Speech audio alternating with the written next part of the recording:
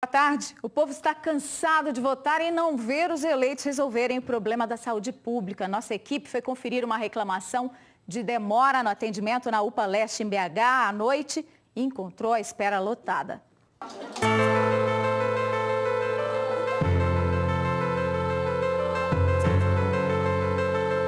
Adultos e crianças passando mal, sentindo dor, queimando de febre, à espera de atendimento que parece não ter hora para acontecer. O quadro branco revela o drama. Para conseguir um pediatra, aqui pode-se esperar por mais de 4 horas. Está com 39 graus de febre e mandaram eu voltar aqui para fora, para esperar.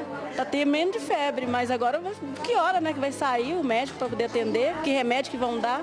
Eles falaram assim que daqui 4 horas que vai me atender e olhe lá, porque não tem médico, eu tô tocando de plantão, tem gente que está esperando desde de manhã. Uma criança não aguenta esperar 4 horas para o atendimento. A situação pode ser ainda pior.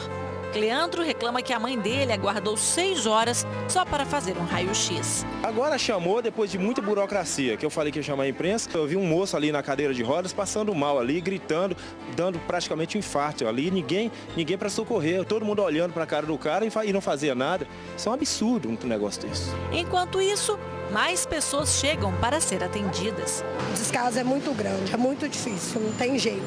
Mas a gente depende, né, então. Descaso, né? Marlene tentou atendimento para o filho o dia inteiro. Voltou à noite em busca de socorro. Braço todo inchado, fizeram a ficha dele lá e tem que passar na triagem, pegar com Deus para atender. Indignados, os usuários da UPA pedem providências. Tanta gente pedindo voto em época de eleição, pedindo voto e a saúde desse jeito aí.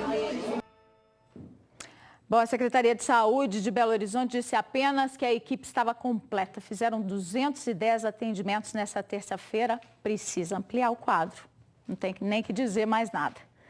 7 bandidos fortemente armados explodiram uma agência do Banco do Brasil em Santa Rita de Caldas, no sul do estado. Na fuga, os criminosos ainda incendiaram um dos veículos que usavam.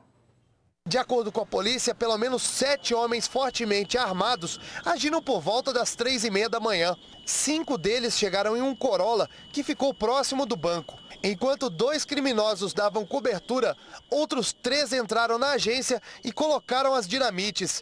Os bandidos explodiram 2 dos 4 caixas eletrônicos. Com o impacto da explosão, a porta de vidro e alguns móveis ficaram danificados.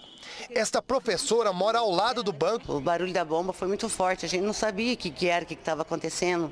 Este comerciante acordou com a explosão e viu um dos bandidos na rua. A hora que eu vi o cara armado ali na esquina, aí eu já fechei a porta e entramos para dentro, fechamos cortina. Aí só escutei aquele barulho de ferro, eles jogando e outro gritando, vambora, vambora. Segundo testemunhas, os bandidos fugiram em um carro que estava estacionado nesta rua. Eles seguiram sentido ao bairro do Peão, que fica na zona rural de Santa Rita de Caldas. Lá, eles teriam ateado fogo no veículo. No começo do ano, bandidos tentaram arrombar um caixa eletrônico no mesmo banco, mas foram presos pela polícia militar. O crime assustou os moradores, que pedem mais segurança. Foi dinamite mesmo, né? Que tremeu lá em casa. Aí. A gente está ficando com medo de morar aqui do lado, porque não é uma vez, nem duas, tá muito frequente. Um acidente que aconteceu agora há pouco congestiona o trânsito no anel rodoviário da capital, na altura do viaduto São Francisco. Veja aí as imagens, o caminhão carregado de farinha seguia no sentido Rio de Janeiro, quando bateu na mureta de concreto, atravessou a pista e bateu de frente com uma Fiorino que vinha no sentido contrário. O veículo também atingiu a estrutura de uma passarela provisória montada ali no local, que ficou comprometida. O motorista da Fiorino ficou machucado e foi socorrido por populares. Tem imagens de um flagrante, quer fazer uma denúncia? Mande o vídeo para a gente pelo WhatsApp. Foi o que fez o Moisés para reclamar de um esgoto aberto na porta das casas da rua dele, em Betim, já há 4 anos. Olha, aqui nós somos aqui da rua Perdões, altura do número 142, no conjunto Celso Pedrosa, na Vila Cristina, em Betim. Nós estamos com essa rede de esgoto aberta aqui, tem mais de 4 anos que ela está aqui incomodando a gente, esse negócio fedor demais. E ela o dia inteiro assim, ó, hoje está até pouco hoje. Tem dia que tá demais mesmo, viu? É perto da casa de moradores aqui, ó. Tem moradores na redondeza aqui. E o seguinte, ela tá estourando dentro da casa já. Daquele jeito que ela tá saindo aqui, já tá indo pra dentro da casa já. E Copasa, ninguém faz nada, já há muito tempo mesmo, viu? Tá aqui, ó, tá estourando na porta da casa da dona aqui já, o dia inteiro desse jeito, ó. Aqui ela vai descendo, descendo, descendo, ó. Descendo. Descendo aqui, ó. E vai cair lá dentro do bueiro, ó. Dentro do bueiro. Tem uma casa aqui em frente aqui, ó. 8814-1360, código 31 é o telefone do WhatsApp, o nosso canal aberto para você mandar o seu vídeo também e a sua mensagem. O Moisés, a Copasa nos informou que para resolver o problema na sua rua vai implantar uma nova rede de esgoto ali na Nelson Miranda da Silva, né, na altura do número 186, conjunto Celso Pedrosa, em Betim. O projeto já foi elaborado, a companhia ela aguarda a liberação da área para poder começar essas obras. Presos por assalto em posto de gasolina em Belo Horizonte fazem graça atrás das grades, mas as vítimas contaram que os engraçadinhos foram violentos. Este homem que pediu para não mostrar o rosto era um dos clientes que estavam no posto na hora do assalto. Ele conseguiu esconder o celular e a carteira e entregou o dinheiro que estava no bolso. Mesmo assim, conta que levou um tapa no rosto, dado pelo ladrão. Batendo na minha cara e batendo, querendo bater em todo mundo e dando vassourada no frentista e exigindo todo o dinheiro, tudo que tinha. Muito agressivo mesmo. 2 frentistas, além dos clientes, foram rendidos. Eles contaram que um dos assaltantes estava com a mão na mochila e exigiu todo o dinheiro, afirmando que estava armado. O outro ficou dando cobertura atrás daquela palmeira e segurava nas mãos algo semelhante a um revólver. Os 2 homens fugiram num carro que foi localizado pelos militares ainda na região. Eles foram presos em flagrante. A Santana mal conservada tem um terço pendurado na frente e uma fita de devoção. Era Tiago Júnior da Silva Picorelli, de 25 anos, que dirigia. Ele diz que apenas deu carona ao colega. Chama a vítima lá e coloca na minha cara pra você ver se sou eu. Eu não tenho nada a ver com nada. Eu tava dirigindo, dei uma carona e se ferrei. Lourenço Justiniano de Souza, de 20 anos, fez graça na carceragem e negou ser ladrão. Disse que é vendedor de roupas e nas horas vagas, MC. Eu sou cantor de funk e vendo blusa que vem de outro país pra me ganhar uma mixariazinha, um dinheirinho. É resenha de ladrão, né? Fala que não é eles, mas no fundo todo mundo sabe que são eles. Comércio aberto para a entrada de qualquer veículo é prato cheio para bandidagem. Onde o policiamento é deficiente, então? Em Divinópolis, os donos de um posto de combustíveis assaltados 7 vezes de julho para cá pedem socorro. Qualquer pessoa que entra, você já fica pensando, é esse? Não, né? Aí é muito ruim, tanto para nós como para os funcionários. Então nós precisamos de policiamento, de socorro, né? O pedido de ajuda é de quem foi assaltado 7 vezes nos últimos 70 dias. Vera e o marido são os donos deste posto que fica às margens da MG 050, em Pedra do Indaiá. O prejuízo passa de R$5 mil. Tem um financeiro e tem um emocional, que nós estamos passando mais por emocional, nosso e dos clientes também, né? Os bandidos agem sempre da mesma maneira. Chegam aqui a pé, armados, rendem e ameaçam os funcionários. Levam dinheiro do posto e dos clientes e depois fogem caminhando, como se nada tivesse acontecido. Por causa do medo, 2 funcionários pediram demissão. O posto, que antes ficava aberto 24 horas, agora só funciona até às 9 da noite. O quartel da polícia fica a 10 quilômetros do posto. Apenas 5 militares agem na região. Mesmo com todas as dificuldades de distância, a gente tem procurado dar toda a cobertura ao estabelecimento comercial que está sendo vítima dos roubos. Tão logo é acionado, às vezes mesmo sem eu estar de serviço, eu me preparo, às vezes nem fardo, mas já componho a guarnição para ir lá dar a assistência que o comerciante precisa. Segundo a polícia, alguns suspeitos já foram identificados. Eles aproveitam de determinados horários em que há uma deficiência, principalmente de efetivo aqui, aproveitam dessa situação que está desguarnecido para poder cometer o crime. Pedimos socorro à autoridade, que faça alguma coisa para a gente, para segurança, para nós, para os nossos funcionários, para os clientes também, todo usuário do posto. Bom, esse posto fica em Pedra do Indaiá e o tenente Arley, que é o comandante da companhia da PM de Santo Antônio do Monte, da região, informou que não há previsão do aumento de efetivo lá na cidade, mas que fez uma parceria com a Polícia Militar Rodoviária para ajudar no patrulhamento da região do posto de combustíveis. A mudança de local do ponto final de uma linha de ônibus revoltou os moradores do entorno da Praça Santa Catarina de Labore, no bairro Dona Clara, em BH. Hoje cedo, eles fizeram um protesto e obrigaram os coletivos a sair da praça, que, segundo eles, antes era tranquila e agora, com a alteração teria sido pedida por um pastor de uma igreja do bairro, virou inferno.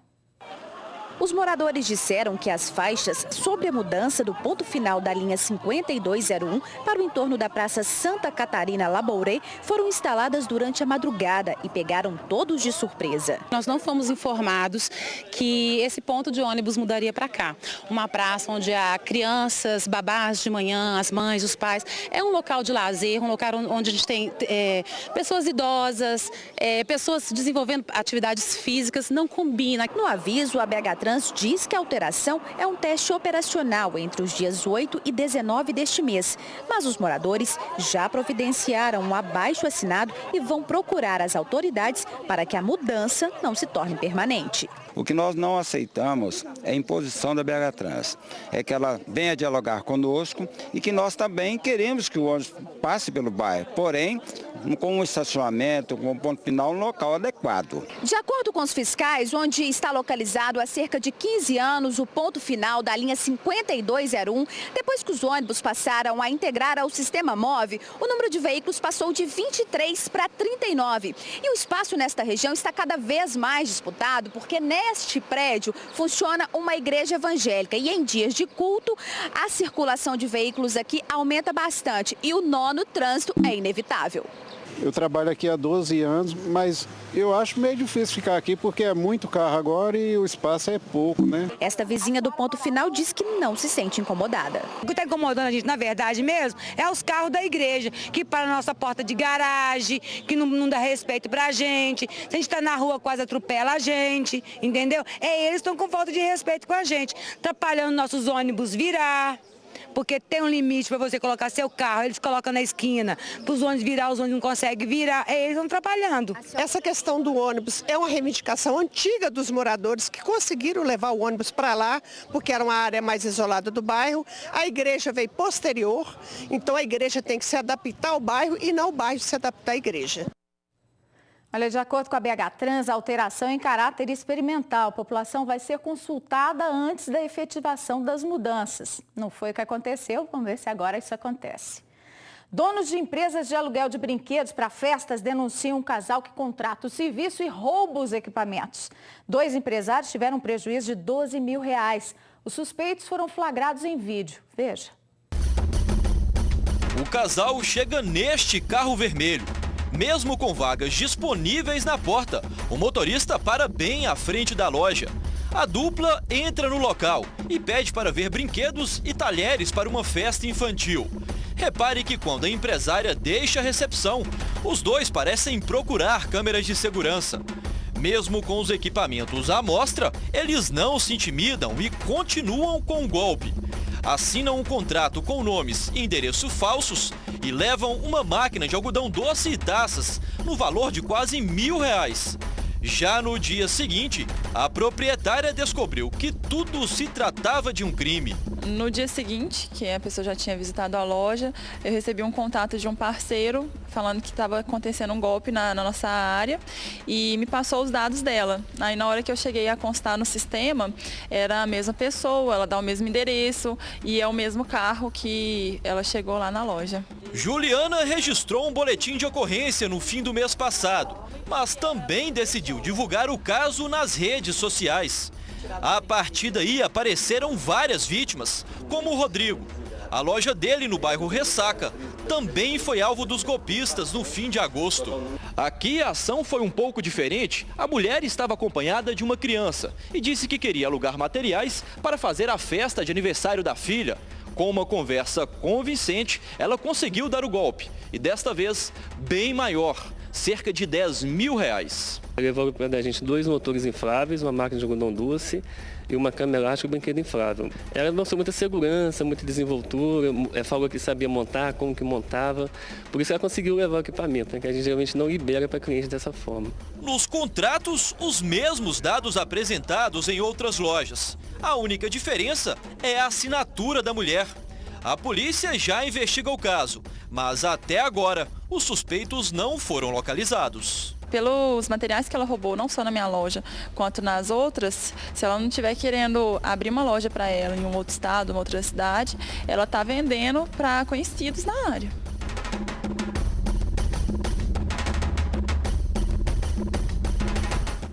O júri de 4 médicos acusados de matar e remover os órgãos de um menino de 10 anos em Poços de Caldas foi transferido para Belo Horizonte. O Tribunal de Justiça acatou o pedido do Ministério Público e transferiu o julgamento de Poços para a capital. A alegação era de que os réus poderiam exercer influência nos jurados, já que têm poder econômico, são muito conhecidos na cidade. São eles o nefrologista Álvaro Inhanhes, o anestesiologista Marco Alexandre Pacheco da Fonseca, o intensivista José Luiz Bonfito e o neurocirurgião José Luiz Gomes da Silva. Os 4 chegaram a se sentar no banco dos réus em julho deste ano, mas o promotor pediu a transferência para Belo Horizonte. Eles respondem pela morte e retirada dos órgãos desse menino, Paulo Veronese Pavese, que caiu do prédio onde ele morava em abril de 2000. A data do novo julgamento ainda não foi definida. A Prefeitura de Belo Horizonte conseguiu dinheiro para a implantação do transporte rápido por ônibus na Avenida Amazonas. Serão 41 quilômetros de faixas exclusivas. A iniciativa pretende dar mais fluidez ao transporte público das regiões Oeste e Barreiro. O Expresso Amazonas, como será chamado, vai receber faixas exclusivas e preferenciais para a circulação dos novos ônibus, que vão seguir os mesmos padrões do MOVE. É o mesmo esquema, pagamento antecipado, embarque em nível, ônibus com ar-condicionado, aumentar o conforto e a velocidade da operação do ônibus. Segundo a BH Trans, o projeto ainda vai ser criado, mas já está previsto que a nova frota deve circular por 10 corredores.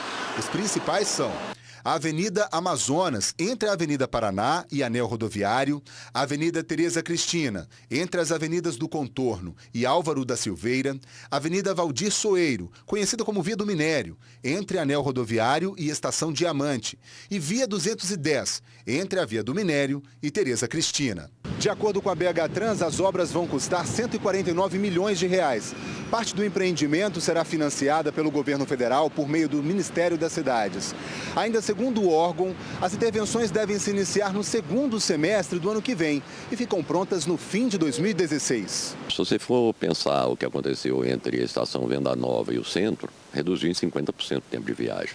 Podemos esperar alguma coisa semelhante. Quem enfrenta o trânsito dessas duas regiões ficou animado com a notícia. Acho ótimo. Muito boa a ideia. Talvez até já deveria ter sido implantada. Vai facilitar bastante, porque o trânsito aqui é muito agarrado. Seria interessante, porque a Amazônia dificulta muito o trajeto até o Barreiro. Vamos ver agora como é que está o trânsito em Belo Horizonte, ao vivo, com a ajuda das câmeras da BH Trans. A gente vê aí Amazonas com São Paulo, no centro da cidade. O trânsito está fluindo bem. Contorno com Tereza Cristina, na altura do viaduto Carlos Prates. O trânsito é intenso, mas não há retenção. Complexo da Lagoinha, também não há retenção neste momento em nenhuma alça ou viaduto. O veneno presente na nossa mesa. Minas está entre os estados que mais usam agrotóxicos na produção de alimentos. 1/3 dos consumidos no cotidiano dos brasileiros foi cultivado com defensivos agrícolas. E uma análise mostrou que alguns deles são proibidos e estão em concentração elevada na comida. Saiba como minimizar o dano deles à saúde. Eles estão nas verduras, legumes e frutas. Não sentimos no paladar e são invisíveis no prato.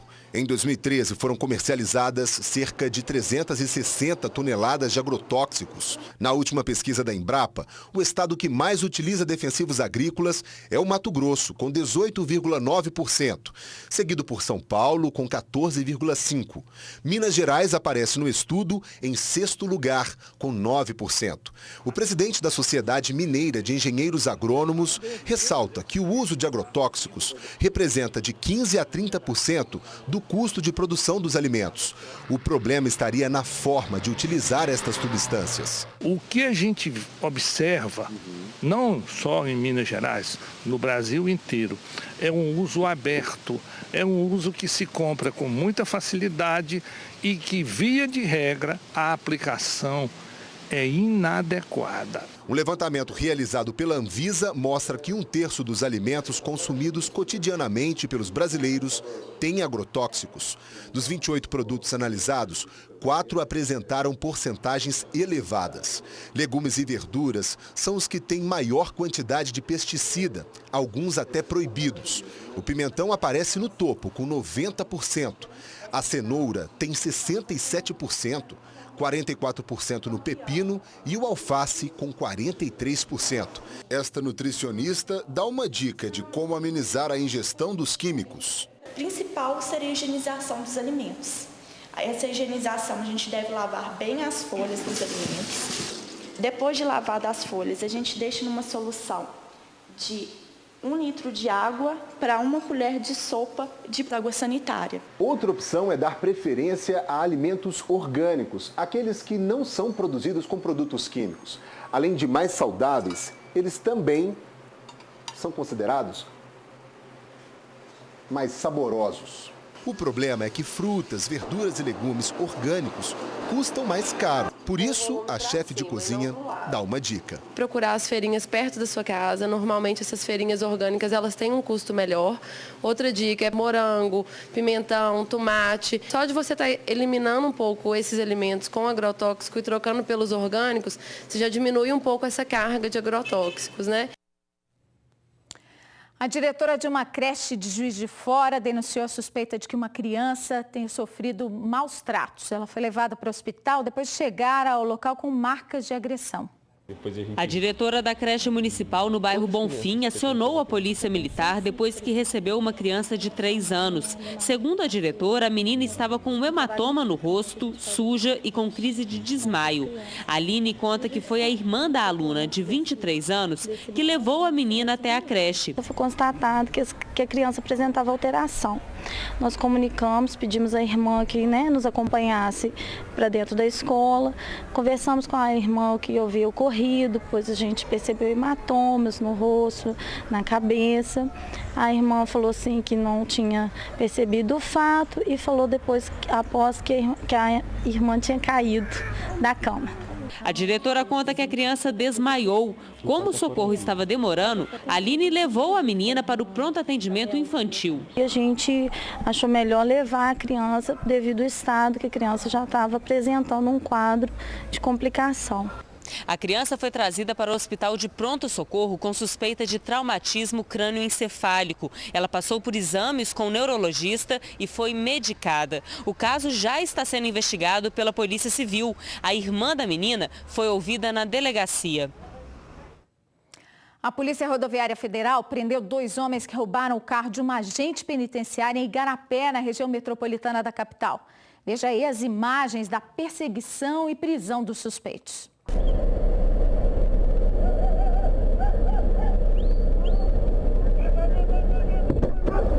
São eles. Bora, bora, bora, bora, bora, bora, bora, bora, bora, bora, bora, bora.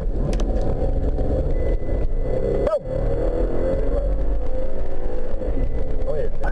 Olha lá, então de novo.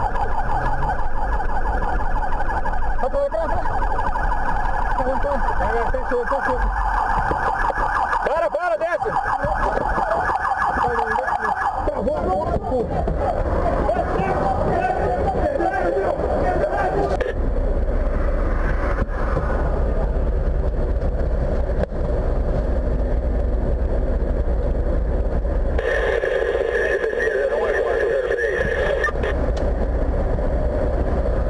câmera instalada dentro da viatura ajudou a registrar esse flagrante. É boa iniciativa, né?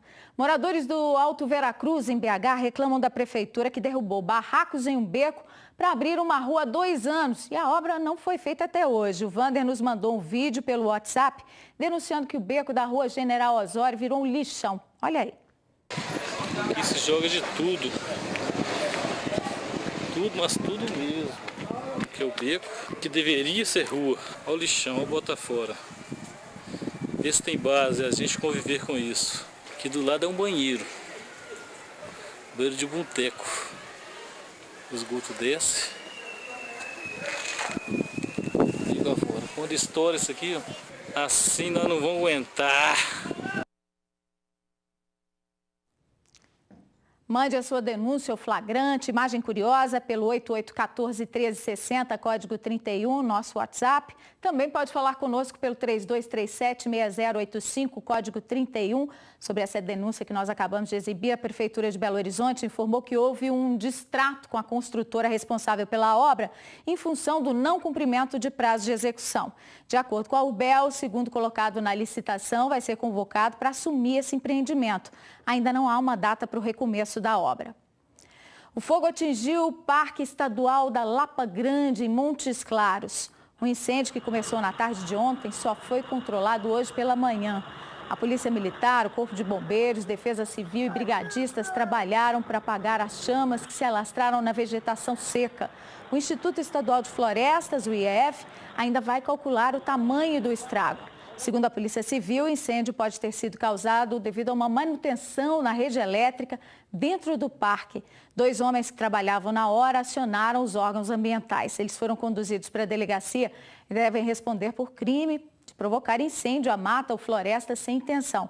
A pena é de detenção de 6 meses a 1 ano.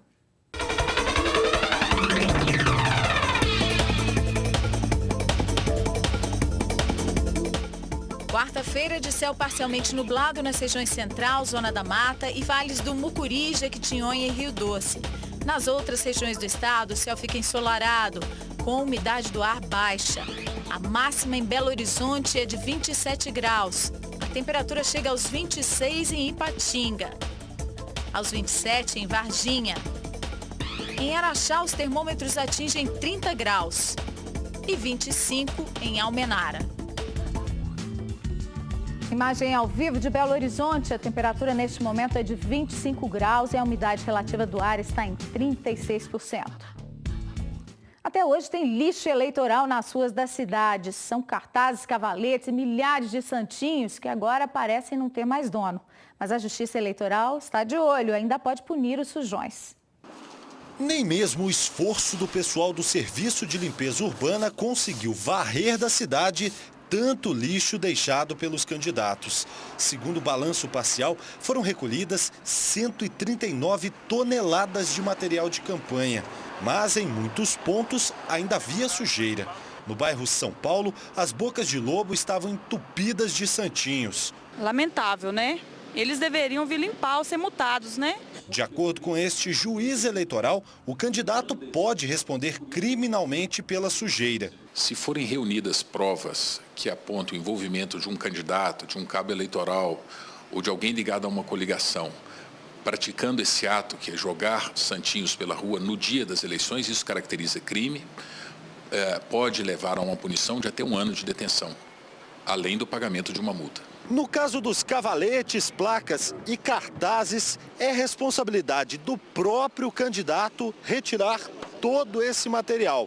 Segundo a Justiça Eleitoral, o prazo limite é 4 de novembro. A regra vale inclusive para imóveis particulares. Embora seja propriedade privada, ainda não é mais permitido que se mantenham aquelas alusões aos candidatos, porque isso pode caracterizar até mesmo propaganda antecipada, já que se avizinham as eleições de 2016. A boa notícia é que para a próxima eleição, em 2016, a Justiça Eleitoral estuda banir de vez esse tipo de propaganda.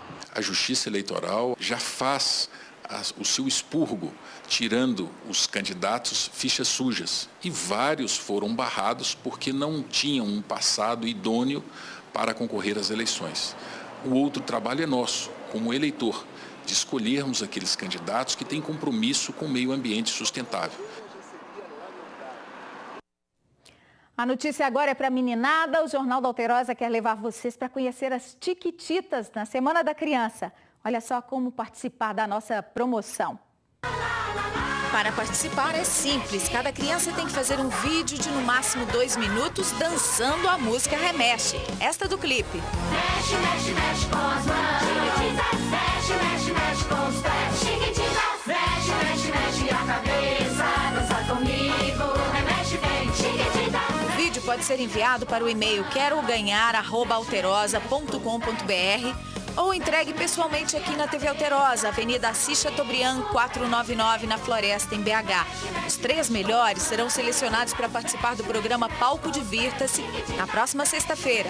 O diretor da novela Tiquititas vai escolher o vencedor, que vai ganhar uma viagem com acompanhante para São Paulo e poder visitar o estúdio em que a novela é gravada. O regulamento está no nosso site alterosa.com.br/J1. Mexe, mexe, mexe a cabeça. Dança comigo e remexe bem. Foi lançado hoje em Belo Horizonte o movimento Mama Amiga, com o objetivo de conscientizar as mulheres quanto à importância do autoexame para a prevenção do câncer de mama. A doença mata 12 mil mulheres por ano no país e o diagnóstico precoce salva a vida em 90% dos casos. Imitações de seios serão colocadas em locais públicos por todo o estado com dicas para as mulheres realizarem o autoexame. É um modelo didático que, através do toque, você consegue diferenciar quais são as primeiras alterações a serem encontradas na mama. A ação é uma das iniciativas promovidas pela Associação de Prevenção ao Câncer da Mulher, dentro da campanha Mama Amiga, que tem a cantora Paula Fernandes como madrinha. Estou aqui defendendo o autoexame, estou defendendo essa mobilização de consciência das mulheres, que eu acho que está na mão da gente. Segundo o INCA, Instituto Nacional do Câncer, no Brasil, 12 mil mulheres morrem todos os anos vítimas de câncer de mama. De acordo com os médicos, o diagnóstico precoce é tão importante que aumenta em até 90% as chances de cura. Para isso, você tem que envolver o médico no exame, né? Um exame bem feito, a mamografia e a mulher praticando o autoexame mensalmente. A Receita Federal liberou hoje o 5º lote de restituição do Imposto de Renda de 2014. Pouco mais de 2 milhões de contribuintes devem receber 2 bilhões e 100 milhões de reais. O dinheiro vai ser creditado no dia 15 de outubro. Para saber se a sua declaração foi liberada, consulte o site da Receita. É receita.fazenda.gov.br ou ligue para o Receita Fone no 146. A história do teatro na capital é tema de uma exposição aberta no Museu Abílio Barreto, em BH. Logo na entrada, as cortinas estampam textos de algumas peças. Na sequência, há cartazes e pôsteres de vários espetáculos, incluindo essa relíquia de 1915. Na galeria principal, croquis e os bonecos prontos de Álvaro Apocalipse. Tem também figurinos, objetos usados no palco, fotos, prêmios. Dá para ouvir trechos de algumas apresentações. Puseram ao rei coisas que o homem não pode suportar nem aceitar. E assistir a montagens de um cenário. A história dos principais teatros da capital também é contada ali. O lustre do século passado é do antigo Teatro Municipal, hoje Francisco Nunes, como mostra o recorte do jornal Estado de Minas de 1942. Focaliza todos nós que trabalhamos em teatro, todos nós que vimos por esse tempo afora construindo a história do Teatro de Minas. E eu fiquei encantado. E é claro que numa exposição sobre o teatro não poderia deixar de ter um palco. E aqui ele é representado com tudo a que tem direito. Cortinas, boca de cena, reguladores, o palco em si e as coxias, que é por onde os atores entram e saem de cena. Daqui a gente vai para um outro espaço onde estão os nomes dos principais atores, diretores e companhias teatrais do estado. A gente não pode deixar perder o que aconteceu, né? Porque tem muita gente que acha que o teatro está começando agora. Não, o teatro mineiro tem uma história, né?